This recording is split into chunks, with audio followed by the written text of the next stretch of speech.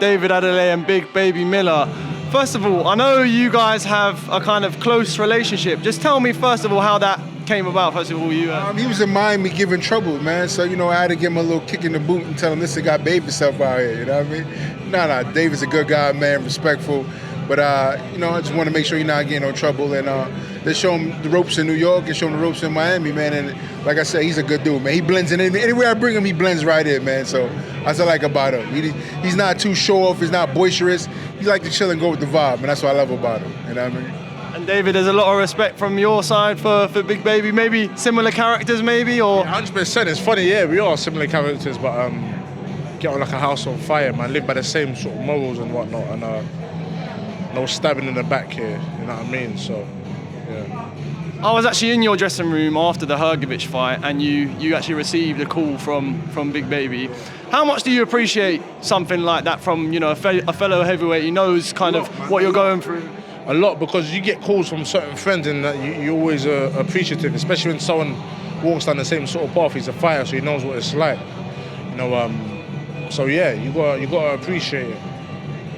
And Big Baby, talk to me a bit about that Hrgović fight. What sort of advice were you giving David after that fight? No, it was a tough fight. You know, he had everything to be proud of.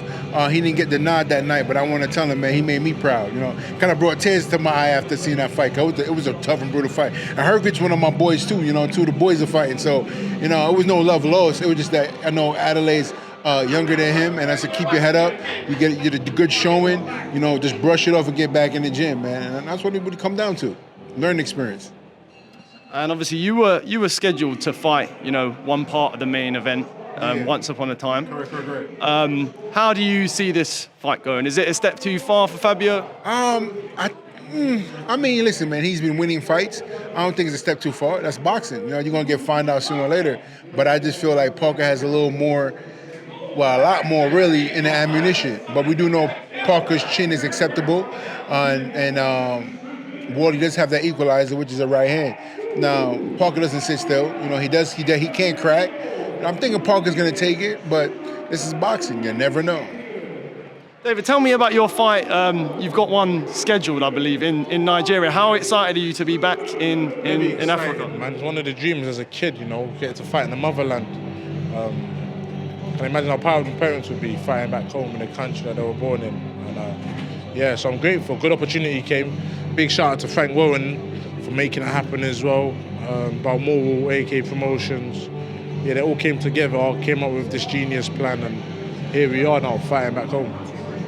Big Baby, what do you think David can do in this heavyweight division now? When you kind of, you know, look at David amongst the top names, where do you how highly do you rate him? I rate him as a top heavyweight. I think he needs a couple more fights to fine-tune his style and get a little more relaxed. But he's definitely in the top division for sure. You know what I mean? Especially us older guys is going good next 4 or 5 years. You know what I mean? I'm 36 now, so I'm giving myself another 5-6 years. You know, and he's going to be right in his prime still. So I feel like the more he stays in the gym, more he stays active. Don't got to take such dangerous fights all the time when you're young. It's kind of staying active and kind of staying your tools sharp in the box.